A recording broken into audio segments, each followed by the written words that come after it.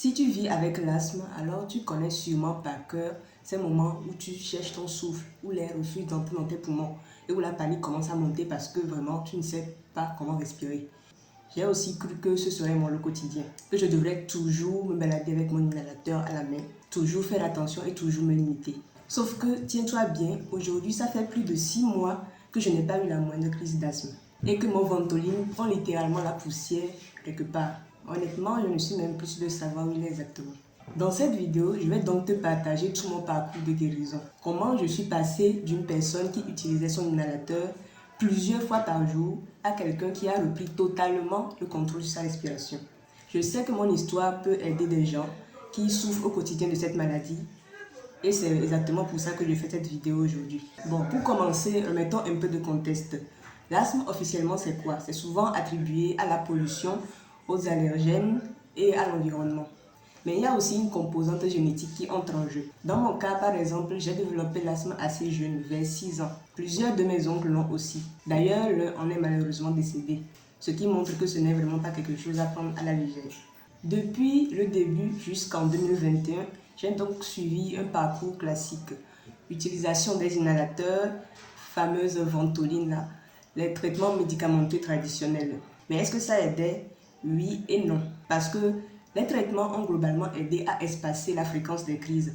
Mais ils ne faisaient rien sur l'intensité de ces crises-là elles-mêmes. Quand une crise arrivait, elle était toujours aussi violente que la précédente. J'avais donc vraiment l'impression que ces produits et autres n'étaient là que pour guérir en fait les symptômes lorsqu'ils se présentaient. Je ne pouvais donc pas attendre grand-chose de leur part. Mais à ce moment-là, je n'avais pas vraiment de solution, alors je continuais seulement. Le premier niveau d'action que je vais aborder ici pour guérir l'asthme naturellement, c'est la mentalité. Maintenant, attention, ce que je vais partager là n'est pas la solution miracle. Le remède qui a vraiment fait des effets arrive plus tard dans la vidéo. Mais cet aspect mental a quand même joué un rôle très positif dans la manière dont je vivais cette maladie. Et je pense qu'il est important d'en parler ici. Tu vois, j'ai développé un caractère qui fait que je n'aime pas l'idée d'être limité par quelque chose. Je déteste me sentir faible, impuissante face à une condition. Donc, depuis toutes ces années, je n'ai jamais vu l'asthme comme une limitation à ce que je pouvais ou ne pouvais pas faire. Je n'aimais pas me plaindre, je n'aimais pas qu'on me ménage trop. Et pour te dire à quel point mes proches étaient beaucoup plus inquiets que moi face à ma propre maladie. Il ne m'avait même jamais traversé l'esprit que l'asthme pouvait me tuer. Quand j'avais un malaise respiratoire, je me contentais juste d'utiliser mon inhalateur et puis basta. Ça ne veut pas dire que je négligeais ma santé, attention. J'avais juste une attitude plus expérimentale. Donc tout en gardant mon inhalateur à côté au cas où je me trompe, je testais quand même des choses.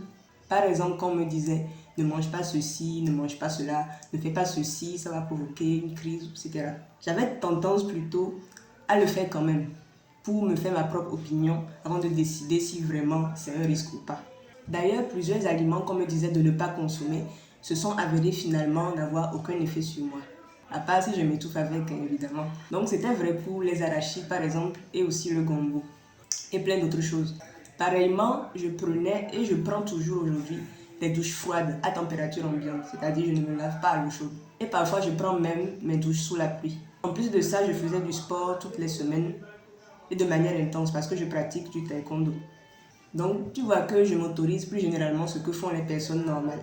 Ce qui veut dire que même avec mon asthme, j'agissais comme si je n'avais rien de grave. Je me répétais que cette maladie n'était qu'un malaise qui disparaîtrait en grandissant et que de toute manière, je trouverais la solution pour m'en débarrasser. Sur ces 3 dernières années, il m'arrivait même d'oublier complètement pendant des mois que j'avais quelque chose qui s'appelait l'asthme, jusqu'à ce qu'une gêne respiratoire me le rappelle. Je te raconte une anecdote qui illustre bien cette mentalité. Un jour, j'étais en voyage touristique avec mon père et on visitait un zoo.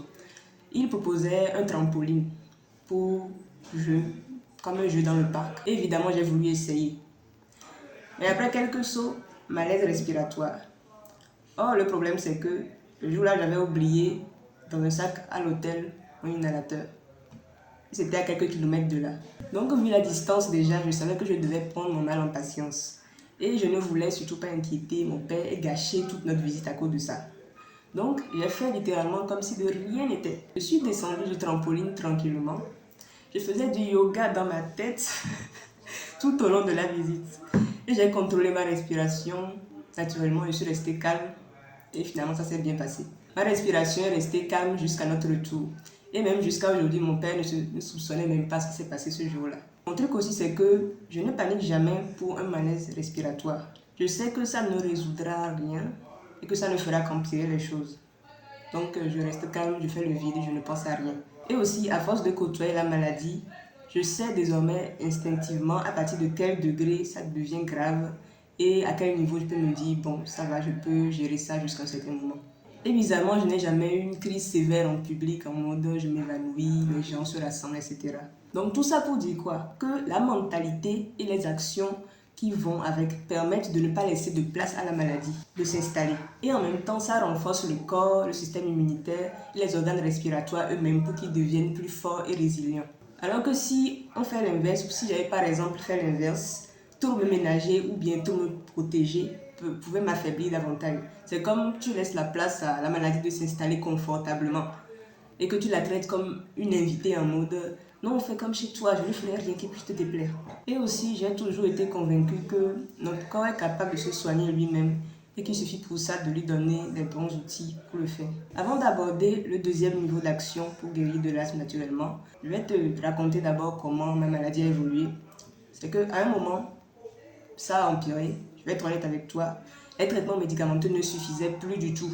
Les crises devenaient rapprochées, surtout pendant les périodes d'harmattan là. Et je devais utiliser l'inhalateur pratiquement tous les jours, plusieurs fois par jour. Et tu sais ce qui se passe quand on utilise ces produits trop souvent. Le corps s'habitue et puis l'effet devient de plus en plus faible. Il faut augmenter les doses et ça devient un cercle vicieux. Tu utilises, ce n'est plus aussi efficace, tes crises deviennent plus fortes et en plus, la maladie se déclenchait systématiquement quand on allait à la ferme familiale. À chaque fois qu'on va là-bas, j'ai des crises. Il y a du pollen dans l'air, les poussières, les chambres qu'on n'a pas utilisées depuis longtemps, qu'il faut maintenant nettoyer, etc. Et l'environnement qu'il y a autour fait que je ressentais un peu la nature, tout ça comme hostile, parce qu'à chaque fois ça déclenchait mes crises. Donc c'était vraiment dur pour moi. Et à ce moment-là que j'ai compris que je devais vraiment changer d'approche.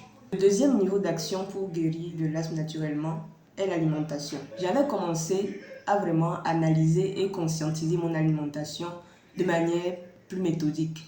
Je soupçonnais déjà qu'il y avait des éléments qui renforçaient mes crises, ou en tout cas des choses qui me causaient au moins de la toux, du rhume, ou bien un malaise respiratoire dans les quelques heures après que j'ai mangé quelque chose. Alors j'ai commencé à faire une vraie enquête. Pour chaque aliment que je mangeais, j'observais comment je me sentais sur plusieurs plans. Est-ce que l'odeur me gêne? Est-ce que l'arrière-goût me gêne? Qu'est-ce qui se passe dans les heures qui suivent après que j'ai mangé ça? Donc c'était les questions que je me posais. Et là, j'ai été surprise, vraiment surprise, de découvrir que beaucoup d'aliments normaux que moi et mes proches mangions au quotidien avaient un effet délétère sur ma santé. Donc pour tout dire, au cours de mon analyse, j'ai identifié et viré de mon alimentation plusieurs aliments comme les biscuits secs industriels à la farine blanche, les fritures grasses qui sentent fort, les beignets frits dans de l'huile, les amuse-gueules à la farine blanche toujours, et toutes les boissons qui sont trop fraîches, les poissons séchés qui me causaient de l'irritation à la gorge, bref, plein d'aliments comme ça que j'ai dû virer. Alors qu'au début, on ne me disait pas que c'était dangereux pour mon asthme. Donc, réduire ou éliminer ces intrants m'a permis de réduire la fréquence des crises aussi. Mais j'ai aussi réduit et éliminé d'autres aliments qui n'étaient pas directement liés à l'asthme, mais qui m'aidaient sur d'autres aspects de ma santé et qui m'aidaient à ne pas manger certaines choses liées et qui étaient mauvaises pour l'asthme justement, comme les biscuits que j'ai cités. Par exemple, ces ingrédients-là, c'était le lait, le sucre, surtout ces deux-là. Et en fait, je ne voyais pas le fait de délaisser ou de réduire drastiquement ces aliments comme de la privation. Parce que je voulais être en bonne santé, je voulais reprendre plaisir naturellement à manger des choses meilleures pour moi aussi. Alors, pour moi, c'était simple. Si tu me rends malade, alors bye bye. Je ne dis pas que c'est toujours facile. Mais le truc, c'est que dès que je sais que je ne dois pas prendre quelque chose parce que j'ai la preuve à chaque fois que je le fais, que ça me crée un malaise d'une manière ou d'une autre, à un moment, je n'arrive plus juste à fermer les yeux et à continuer de manger ça. Peu importe à quel point c'était bon ou bien délicieux. Maintenant, le troisième niveau d'action contre l'asthme est l'environnement. Parallèlement à l'alimentation, j'ai aussi travaillé sur mon environnement quotidien.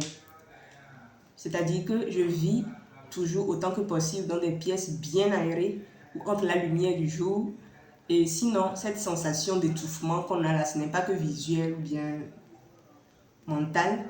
Ça finit tôt ou tard par rejaillir et se matérialiser en inconfort respiratoire ou en crise d'une manière ou d'une autre. J'ai aussi retiré de mon quotidien tous les produits ménagers industriels qui dégagent des produits chimiques et qui polluent l'air dans une pièce. De même pour les parfums, les déodorants, tous ces produits industriels en fait, je les ai remplacés par des alternatives naturelles.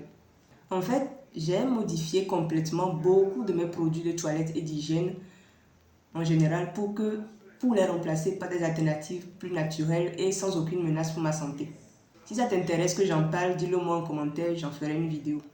Maintenant, on aborde la dernière partie de ce guide, le 4e niveau d'action pour guérir de l'asthme naturellement. C'est le remède que j'ai utilisé et qui a vraiment changé la donne. La recette que je vais te partager, je la tiens de mon côté maternel. C'est une recette à base de 3 herbes qu'on peut trouver dans nos régions en Afrique, dans la pharmacopée ou chez ceux qui vendent les herbes et les écorces pour les remèdes traditionnels. Donc, je vais quand même citer le nom de ces herbes, même si elles n'ont pas toujours leur équivalent exact en français. Et tu me diras en commentaire si tu connais vraiment le nom de ces herbes que j'ai citées. La première herbe s'appelle, dans notre langue en éveil, Tomégavi B, c'est-à-dire l'herbe boucle d'oreille. La deuxième herbe s'appelle Détimakpa, les feuilles de cotonnier. Là, je suis plutôt sûre de la traduction en français. La troisième herbe, c'est Bâtiment. Bon, en français, on dit qu'on appelle ça l'hysope. Je ne sais pas si c'est vrai ou faux. Vous me renseignerez, les experts. Bref, tu trouveras la fiche complète de la recette avec la posologie et tout que j'ai préparé pour toi et que j'ai mis en barre d'infos. C'est totalement gratuit. Et tu verras que le remède n'est même pas amer. Maintenant, laisse-moi te dire ce que ce remède-là va faire exactement. En tout cas, l'effet réel que j'ai ressenti. Donc, après chaque période de prise, le remède va faire baisser ton degré de gêne respiratoire de manière progressive. Par exemple, si au début tu notes ton niveau de gêne respiratoire à 8 ou bien à 10, c'est-à-dire c'est vraiment très dur, tu n'arrives presque pas à respirer, le niveau va baisser après la première prise progressivement jusqu'à 6, puis après jusqu'à 4 et ainsi de suite jusqu'à 1 voire 0. Maintenant, tu te demandes peut-être pourquoi est-ce que je t'ai parlé de tous ces niveaux d'action avant alors que le remède est apparemment la solution. Donc, je vais t'expliquer. Le remède, c'est un traitement qui marche, mais il ne marche pas comme les médicaments classiques en mode je prends ça une fois sur une courte durée et puis c'est bon, c'est fini pour toujours. La durée de ton traitement et le nombre de fois que tu vas devoir utiliser ce remède dépend beaucoup d'à quel point la maladie est déjà enracinée en toi. Et en tout cas, c'est ce que j'ai pu observer. Donc, tu pourrais être amené à utiliser ce traitement jusqu'à 10 fois, c'est-à-dire 10 cures, ou bien même plus, avant d'avoir de vrais résultats durables. Et ça, c'est si tu ne fais pas en parallèle le ménage dans ta santé avec les niveaux d'action qu'on a déjà vus plus haut, c'est-à-dire le mental, l'alimentation et l'environnement. Et dans certains cas, le pire même, c'est que le remède pourrait ne même pas fonctionner parce que il a trop de concurrence avec les mauvaises habitudes qui continuent d'entretenir la maladie en arrière-plan. Donc c'est pour ça que c'est vraiment important de travailler déjà en amont sur ces 3 plans-là avant de commencer à prendre le remède. De préférence au moins 1 mois avant. Ou bien en parallèle si c'est que c'est vraiment urgent, vous êtes pressé. En tout cas, faites-le sérieusement si vous voulez que ça marche. Maintenant, dans mon cas, j'ai ressenti les résultats vraiment nets du traitement au bout de la 2e, voire de la 3e fois où je prenais le traitement. Et j'ai pris en tout 6 cures jusqu'à aujourd'hui. Donc si je dois faire une cure encore, ça sera la 7e cure que je ferai. Donc aujourd'hui, à quoi ressemble ma vie et comment je sais que j'ai guéri de cette maladie en fait. C'est que j'ai une utilisation vraiment devenue très rare de mon inhalateur. Le Ventolin là, je ne l'utilise plus. J'ai dû l'utiliser cette année pas plus de 3 fois. Et sur les 6 derniers mois là, 0 fois. Donc si je l'ai utilisé même, c'était en début d'année. Et le plus intéressant, c'est que j'ai eu la bonne surprise de remarquer que la dernière fois, en octobre, où je suis allée à la ferme familiale encore une fois, je n'ai pas eu la moindre crise. Alors que tu sais, je te l'ai dit, cet endroit déclenchait systématiquement des crises avant quand j'y allais. Mais cette fois, rien du tout. Même pas un rhume, même pas la toux, rien. Et ça me soulage énormément de constater ça, d'autant plus que j'aime beaucoup la nature et que ça aurait vraiment été dommage pour moi de ne pas pouvoir profiter de ça à cause de ma maladie en fait. Et aussi, dernière chose, Désormais, depuis que je me traite avec le remède dont je te donne la recette en barre d'infos, j'ai pris l'habitude de laisser passer lorsque j'ai une petite hygiène respiratoire. C'est-à-dire, je ne cours pas vers mon inhalateur, c'est juste une petite hygiène. Comme je t'ai dit, l'intensité a baissé, donc au lieu de vouloir... Tu sais, je pense que en tant qu'Africains, nous avons vraiment de la chance de vivre dans des pays où les alternatives naturelles sont encore disponibles et valorisées. Donc c'est à nous d'en profiter maintenant. C'est tout pour cette vidéo, j'espère vraiment qu'elle t'aidera à gagner ton combat contre l'asthme. N'oublie pas de télécharger ta fiche remède en description et c'est totalement gratuit. Si cette vidéo t'a aidé ou si tu penses qu'elle pourrait aider quelqu'un dans ton entourage, donc n'hésite pas à la partager. Laisse aussi un commentaire pour me dire où est-ce que tu en es de ton parcours avec l'asthme et pour partager tes propres découvertes aussi que tu as faites sur cette maladie. Prends soin de toi et à très vite pour une prochaine vidéo.